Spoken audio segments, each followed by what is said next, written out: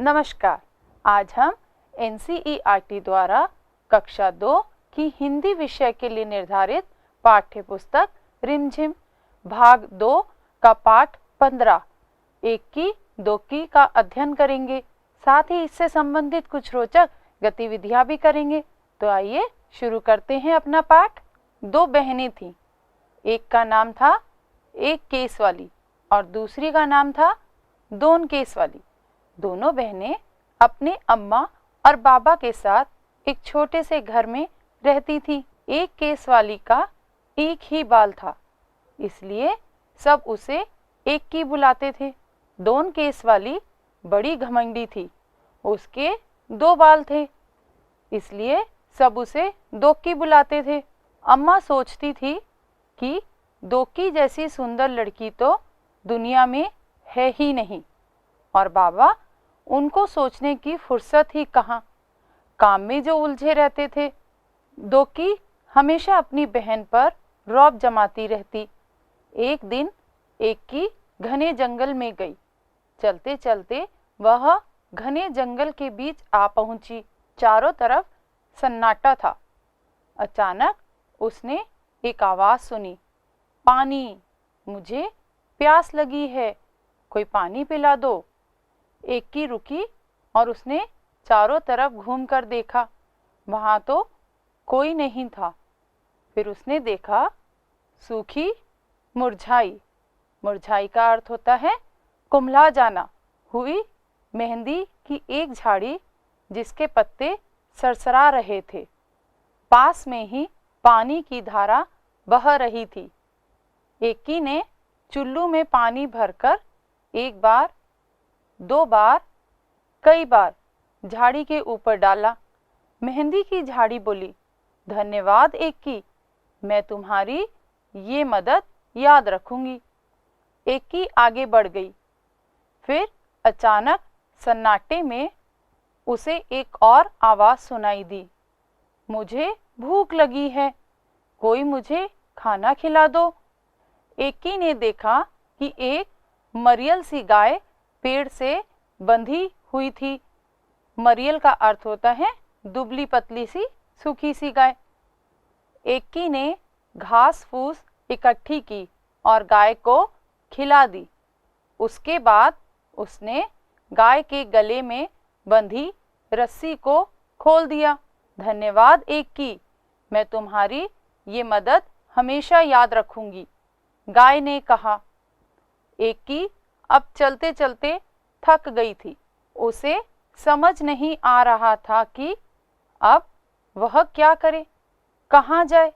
तभी उसे दूर एक झोपड़ी दिखाई दी। एक की दौड़कर झोपड़ी तक गई और आवाज लगाई, कोई है? एक बूढ़ी अम्मा ने दरवाजा खोला। बूढ़ी अम्मा ने कहा, आहा, आ गई मेरी बच्ची, मैं तुम्हारी ही राह देख रही थी, आओ अंदर आ जाओ। एक की हैरान हो गई और चुपचाप झोपड़ी में आ गई। झोपड़ी में आकर उसे बहुत अच्छा लगा। बूढ़ी अम्मा ने कहा, आओ बेटी, तुम्हारे लिए नहाने का पानी तैयार है, पहले अच्छी तरह से तेल लगाओ और उसके बाद नहा लो, फिर हम खाना खाएंगे। एक की ने शर्माते हुए कहा, नहीं नहीं। अम्मा ने पुचकार कर कहा, अरे नहीं क्या, जैसा मैं कहती हूँ वैसा करो।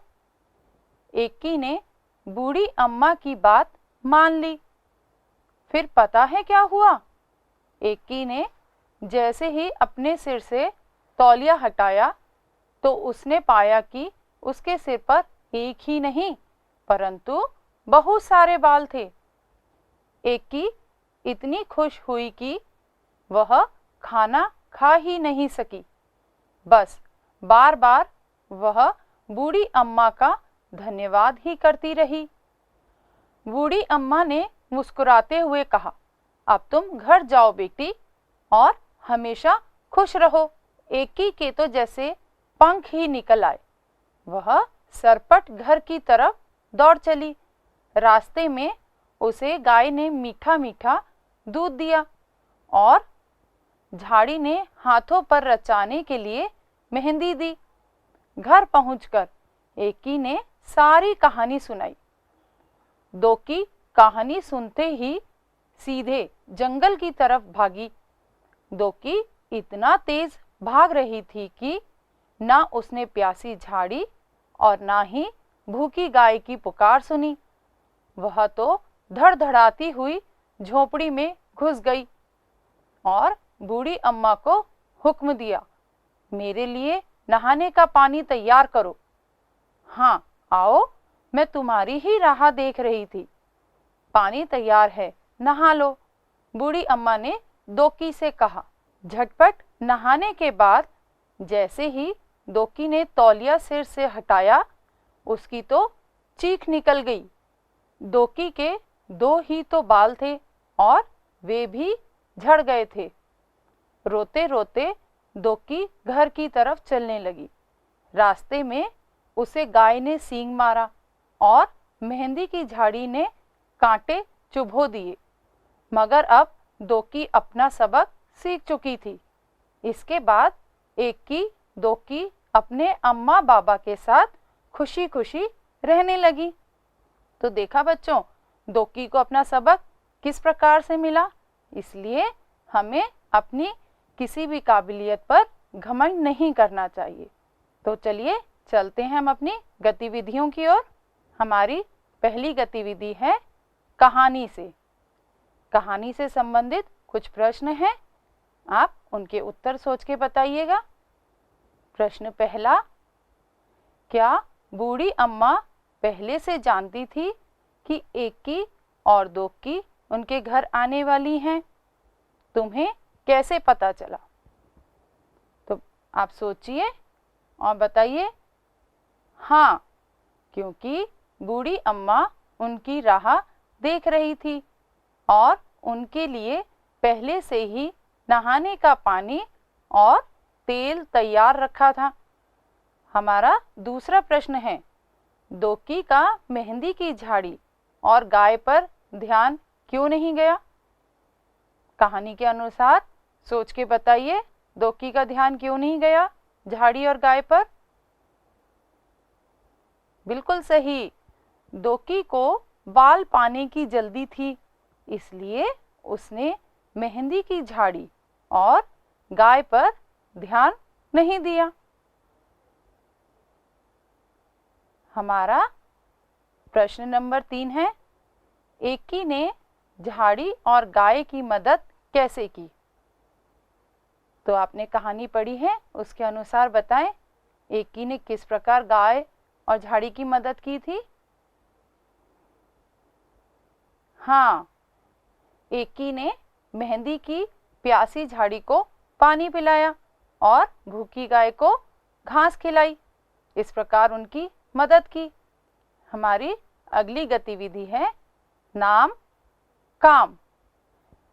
एकी ने देखा कि एक मरियल सी गाय पेड़ से बंधी हुई थी।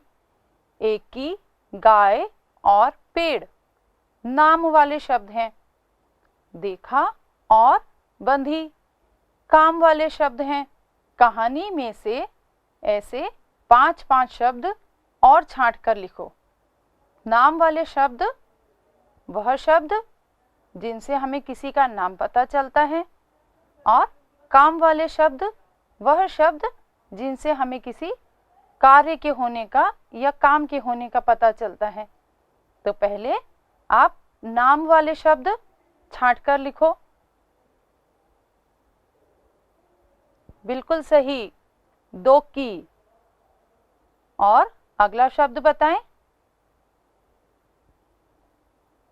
माँ। दोकी, माँ नाम वाले शब्द हैं। इसके आगे और शब्द सोच के बताइए। बाबा। और इसके आगे और शब्द सोचिए। जंगल। बिल्कुल सही। और कहानी में कौन से नाम वाले शब्द आए थे, सोच के बताएं। मेहंदी। तो यह हुए हमारे नाम वाले शब्द, दो की, माँ, बाबा, जंगल, मेहंदी। अब कहानी के अनुसार आप काम वाले शब्द सोच के बताएं। नहाना, दूसरा शब्द बताइए। चलना, और कहानी के अनुसार शब्द सोच के बताएं कौन कौन से थे। बांधना, आगे और सोचिए बताइए। देखना, बहुत अच्छे। और एक शब्द और बताएं। बुलाना, नहाना, चलना, बांधना, देखना, बुलाना, यह सब काम वाले शब्द हैं। हमारी अगली गतिविधि है तुम्हारे वाक्य। नीचे कुछ वाक्य लिखे हैं। हर वाक्य में एक मोटा शब्द छपा है। उनकी मदद से तुम अपने मन से सोचकर वाक्य बनाओ। पहला वाक्य है, जंगल में चारों तरफ सन्नाटा था। अब हमारा शब्द है सन्नाटा। इस सन्नाटा शब्द को उपयोग करते हुए एक नया वाक्य बनाइए। बिल्कुल सही, रात में सन्नाटा होता है।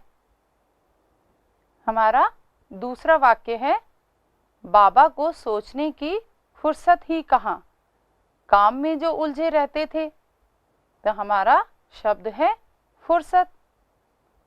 अब इससे सोच के आप नया वाक्य बनाएं। एकदम सही, फुर्सत में हम खेलते हैं। जब हमारा कार्य समाप्त हो जाता है, हम अपना पढ़ाई का काम कर लेते हैं, उसके बाद फुर्सत में हम खेलते हैं। हमारा अगला वाक्य है, वह सरपट घर की तरफ दौड़ चली। और हमारा शब्द है सरपट। तो सोचिए और बताइए सरपट से संबंधित वाक्य। शाबाश, घोड़ा सरपट दौड़ता है। हमारा चौथा वाक्य है, मेहंदी की झाड़ी मुरझा गई थी। और हमारा शब्द है मुरझा। तो सोचिए और बताइए इससे संबंधित वाक्य। बिल्कुल सही, पानी के बिना पौधे मुरझा जाते हैं। तो इस प्रकार हमने कुछ शब्दों का उपयोग कर नए वाक्य बनाने सीखे। तो चलिए चलते हैं अगली गतिविधि की ओर। हमारी अगली गतिविधि है मेहंदी।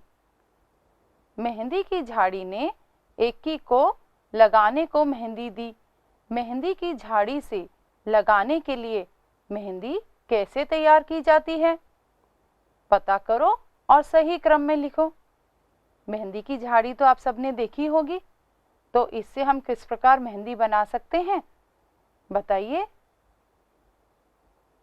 पहले मेहंदी की झाड़ी से मेहंदी के पत्ते तोड़ते हैं। उसके बाद उन्हें अच्छी तरह से धो लेते हैं। उसके पश्चात सिलबट्टे पर उन्हें पानी के साथ पीस लेते हैं। बस मेहंदी तैयार है। आप इसे अपने हाथों पर या सिर पर लगा सकते हैं। तो अगली बार जब भी आपको मेहंदी के पत्ते दिखें तो उनसे मेहंदी बनाने का प्रयास कीजिएगा। मेहंदी जब रचाई जाती है तब उसका रंग गाढ़ा होता है और धीरे धीरे फीका पड़ता जाता है। किन किन चीज़ों का रंग कुछ समय बाद फीका हो जाता है? जिस प्रकार मेहंदी का रंग फीका पड़ता है, उसी प्रकार और किन चीज़ों का रंग फीका पड़ता है? सोच के बताएं।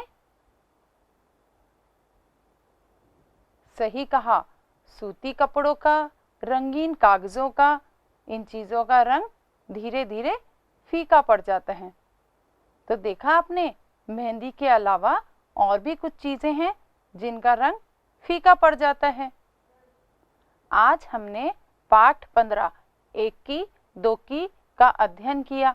और इस पाठ के माध्यम से हमने सीखा कि हमें दूसरों की सहायता करनी चाहिए, किसी पर रौब नहीं जमाना चाहिए। आशा करती हूँ आपको यह कहानी अच्छी लगी होगी और आपने इसका खूब आनंद लिया होगा। तो हम मिलेंगे अब अपने अगले अध्याय में।